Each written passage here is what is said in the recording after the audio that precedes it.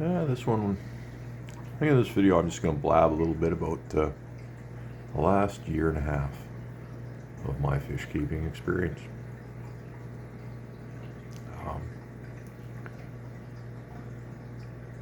Going into this, and even now, I never considered myself any sort of guru. Um, that's never been my goal, never been my aspiration. Certainly not after that. Um, but what I did do, and basically one of the driving forces behind my wanting to, one of them, behind my wanting to create this channel is I've spent a lot of time, especially in the beginning, as everyone does when they get into these fish, because they're different and you need to educate yourself. Well, depending on the variety you buy and everything else, but it's intimidating when you know nothing. And for me, I was coming back to the hobby after many years of not keeping fish. So there's a little bit of, foggy knowledge, if you will, in the start. And when you go through my videos and look at them in the beginning, wasn't very good at making videos. Maybe I'm still not, but I'm definitely trying to improve. Number two, you could just see, I went back the other day and looked at some of them, and like my first batch of fish, as soon as I looked at them, I knew that I brought them home sick. Like the guy had sold me sick fish. Now my second big batch of fish, they weren't sick, and that's these guys here, and they were a much bigger batch. My first batch, I had 8. They were the snake skins. I had a few snake skins, and mostly they were just regular Turks that looked like, not this guy, her back there. Let me just zoom her for you. Yeah, and she's a beaut too. So those 3 survived of the 8, but you go back to my videos, you see how small I got them. They were like the size of a quarter. And when you get discus that small, very difficult to keep going, especially when they're dark ones like this, which means they're Germans. The Germans can be very delicate. But I didn't know that, so my first experience was I picked 8 delicate babies, and it was depressing. It was depressing to lose 5 of them, to be honest, and I could see where a lot of people would just fold their cards right there and give up. But I don't know. I don't like to give up. Just when I start doing something, I do it, and I like things that are difficult. I don't know why. I just like to learn things that other people can't do. I mean, I've been doing that my whole life, and I've made a lot of money off it because, I'm not talking about fish. I was an IT guy, and I was self-taught. I mean, I taught myself first, and then I went to school and aced it. Like I already knew it all, and so I like this sort of self-taught stuff, and that's why I'm into these fish. And I've learned a lot in that time, and I decided to share it because the information on Discus that's out there is basically polluted with hype and dogma, and it's all garbage, and so many people believe it, and they all regurgitate the same nonsense. And if you sit there and you just try to adhere to all of their requirements, because they don't even put it out as a recommendation. They're like, you have to run a bare bottom tank, and you have to not have plants, and you can't have a dark background. The dark background is horrible. Your fish won't show good color if you have a dark background. But I don't know. I think my fish are showing beautiful color, and my background's near black. It's really all in the water, and water and food quality, and that's you have to be meticulous about your cleanliness. You can't treat these like your average African cichlid, not even close. Uh, I've heard people compare them to angelfish. And if you buy, say, like only the ones that are from Asia, and they're the orange, colorful ones, or the yellow ones, and even these still get sick too. Don't get me wrong, but you just got a higher chance of really strong genes with the Asian fish, hands down, bar none. That's been my experience, and if I don't know if you've had them both. Please comment, because uh, I definitely like feedback on that. I believe strongly that the Asian fish, which are these bright colored, unnatural looking ones, um, beautiful fish, but they have better genes. They are more resilient to everything. You can put them in a tank beside these Germans, even sick Germans, and the Asians will stay fine, and the Germans will be like withering away, and you'll be treating the Germans, and you'll never treat the Asians with meds, because they're just tanks. So if you get a good Asian, you probably have a very easy experience, and then you get into the Germans, and these guys get sick all the freaking time. Like, if there's something that jumps into your tank, it's jumping into your Germans, for sure. Your Asians will probably resist it, but your Germans are gonna just be vulnerable to. And I can't say all of them do. Out of my batch of 14 Germans, I lost 7. I have 7. And of the 7, I would say 3 of them, well, 2 of them for sure, are rock solid like Asians. And one of them is pretty good, but he still gets sick sometimes. So when you get into the Germans, you're definitely going to need some meds on hand. If you're in a situation or somewhere like I am, and meds are hard to get in your country, then aim for the Asian fish. That would be my recommendation. And if you don't want to spend money on meds because they're expensive, and they're more expensive for me because of, it just seems to be that way. You might not want to get into the Germans, and you might not want to get into the wilds, because the wilds often show up sick, and actually so do the Germans. And it's nobody's fault, by the way. It's the fish. The fish have just been inbred for 30, 40 years, and they're beautiful and all, but their immune systems are destroyed genetically, and that's the problem with discus, for some discus. So learning how to identify disease, that is probably the biggest game changer as a discus keeper, so that when you're selecting your fish, and you should buy your fish in a manner that you can select them. Online shipped fish work for everything else, but you should probably take the time to, even if you have to drive a few hours, to get quality and select your own. That's really the way to do it.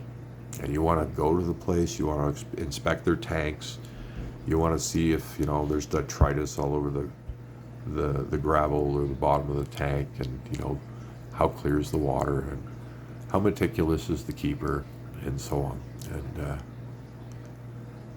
if it looks like a lazy store, don't buy it. If it's my experience, and I like mom and pop pet shops, but in my city, I can't say it about them all either, but I expect it would be the same. Like that mom and pop shop that's been around for 30 years, they got the same tanks, and they got the same tanks all linked together, and they've been linked together for decades, and old equipment, and then at the same time, boom, they're dealing with fish med bans now, and the added expense, and they got a huge system. So basically, they're taking fish in, they're selling, and these their tanks are polluted, and if they drop discus in those, if you see a pet shop that isn't like got $1 million filtration system in it, and they're dropping their discus into their rack system, just walk away. Just walk away. Now, if you walk into a store like that, a mom and pop store, and you see that they're keeping their discus in a separate isolated tank, it's not connected to everybody, that's the tank you want to buy your fish from. And then, you know, you want to make sure it's well maintained. So, and then secondly, you start looking at the fish, and you want to look at their eyes, make sure everything's perfectly round. All the rings are perfectly round. The pupils are perfectly round. The eyeball itself is perfectly round, because eye defects are really high with these fish. I'm not talking about disease. I'm talking about birth defect here. And if they don't have perfectly shaped eyes, they don't see well. And if they don't see well, they don't eat well. And if they don't eat well, they starve to death, or they stunt, and so on. And it's just everything you don't want in a discus will happen if they don't have good eyes. So I learned that one the hard way with the yellow one. If you go back in my videos, you'll see the yellow one. And even when I got him, he could not target food like this white one. And I've just put up today a video showing you him eating pellets. And you'll notice he goes from target to target, and he hits and swallows, and he's fast from target to target to target.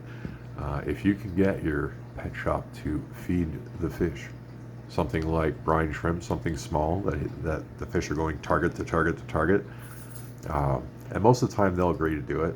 So ask them to throw in a brine shrimp cube and watch them go. You can go bloodworm, but they're bigger targets, and it gets eaten too quickly if there's a lot of fish. So if you use a little brine shrimp cube, you get to watch everybody. And you want that fish that's just got really good aim. That's what you're looking for. And that one that's sort of missing, don't touch him. And pay attention to the one that's missing, because he's going to have an eye defect. And that's going to lead to problems. He's not going to eat right. He's going to get weak, and he's going to go downhill. He's going to stunt, and he's going to get encephalitis.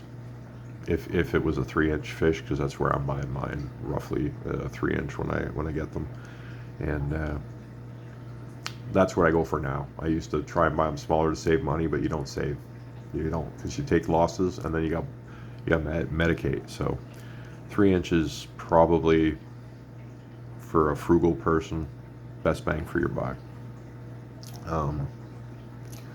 And you wait a year before they become beautiful adults, right? It takes 15 months. So 3 inches is 3 to 4 months old. And you're still a year out. He's a year out from looking like Big Red, but he's going to do better than Big Red did, because I was still learning when Big Red came in the tank. So Big Red is technically not going to be a full-size fish. These fish here are like 6-7 months old each. One of them's 6, one of them's 7. I brought this one home first, this one home second. That one's actually bigger in the back, but this one's starting to really take off right now. And then, the rest of these fish are considerably older than them, but they're already caught up. And that's just because I've learned what to do. I've learned how to manage my water properly. And I've dialed it all in, and now it's just a well-oiled machine. And it took me a while to learn how to do that. So that's what this channel is about. I'm sharing my experiences along the way. I know I'm not perfect, but I'm a human, and I'm not supposed to be. So I've done this my way. I've evolved my own. I've taken all of the things that were set out there. I've sifted through the nonsense. I've taken the good stuff. I've discarded the bad stuff. And boom, this is my environment. And I've got one breeding pair in a breeding tank. They're still too young, but they're almost there. I've got, for sure, 2 more pairs in this tank, but they're not ready to lay eggs yet, but they've been acting like pairs. And so normally my research has told me, and I don't know if it's true, but normally they say the odds are if you buy 10 discus, you'll get 1 pair out of them. So I currently have 15 or 17, and I forget, somewhere around there. And I'm already got 3 pairs, so I'm beating those odds pretty good. I'm liking it. Um, or I've got at least 3 pairs so far. Now I haven't seen the other ones lay and produce babies yet. I've only seen 1 pair do that, produce babies. I've seen 3 pairs lay eggs and eat them. So that's where we're at there. But I'm aiming to have at least 5 pairs uh, by spring. 5 like producing pairs. So I was actually hoping to have babies this summer, but I underestimated how much time these fish need to grow and learn. They literally have to learn to be parents, and I've been waiting, like, God, probably about 4 months now for them to figure it out. And they lay eggs, they eat them, then they kind of stop wanting to eat their eggs. Then they have to learn how to fan them and clean them. So they kind of rot on the cone because they're not looking after them right. And then they get all that down and they finally hatch. And they look after them. Well, they're wigglers. I didn't have a problem there. I don't think I did anyway. But as soon as they started free swimming, I guess they look too much like brine shrimp and they just get eaten up. So that's where I'm at with my most advanced pair. But eventually they will stop eating their babies and start caring for them, because that's how this works. And I'm told, 9, 10 times they'll eat their babies and then finally start raising them. I tried to rear them on my own, but I'm just not experienced enough. I could keep playing with techniques, but I think I'm just going to wait on the parents for now, because that first 2 weeks, these fish just need their parents. It's the whole eating a slime coat thing. It's different. Only 3 fish in the world do it, and this is one of them. Warus are the second one. The third one, don't ask. I don't know. I forget. Someone told me, but I can't remember it. And so it's probably a South American fish. I can't remember that part either, but the Warus and the Discus most certainly are. And the third one probably is too. So yeah, I don't know. And I think the other exciting thing about doing this is I've been meeting all kinds of excellent fish keepers across YouTube, various personalities and fish keeping styles. That's been fun. But lately, I've had 4 fish keepers tell me I've influenced them into buying Discus. They were scared previously. They would never have touched them otherwise, and because they've been watching my channel, they've purchased their first batches of Discus. 3 people have purchased, 3 separate fish keepers. I won't mention any names, and one is about to, or do it soon. Finances permitting, but the plans are there. So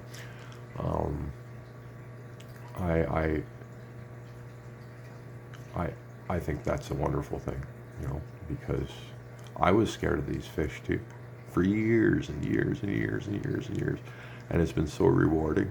I'm just happy for them, because once they get over those initial speed bumps, and you should expect some losses, because you're going to have to learn, and they're going to have to learn, and the defect rate is high. So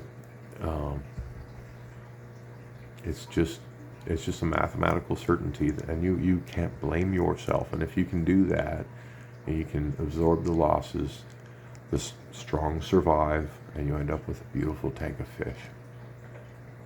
And you just have to put in the time and the effort and deal with the frustration, and everything will be okay. The trick is never give up. And it's rewarding. I mean, I'm absolutely thrilled with this tank a year and a half later after I started it. It's just getting more and more exciting as time goes on. I thank you very much for watching. I hope you all have a wonderful night. I should be doing live streams like this, but I need better cameras, to be honest. I've tried to do live streaming, and I'm not happy with the way that the way I'm doing it right now with these. I'm just kind of doing it with a bunch of cell phones and trying to link them into OBS, and the compatibility isn't very good, and I keep losing connection and just producing poor quality streams. So new Wi-Fi webcams are definitely in my future, and I'm going to have like one pointing on every tank and one to point on me and move around with me, and then we'll make some more interesting videos for you all. It's in the pipes. It's just Rome wasn't built in a day, and I'm progressing at a steady pace, so we'll get there. And this channel is going to turn into some interesting stuff in the coming months. We'll catch you on the next one.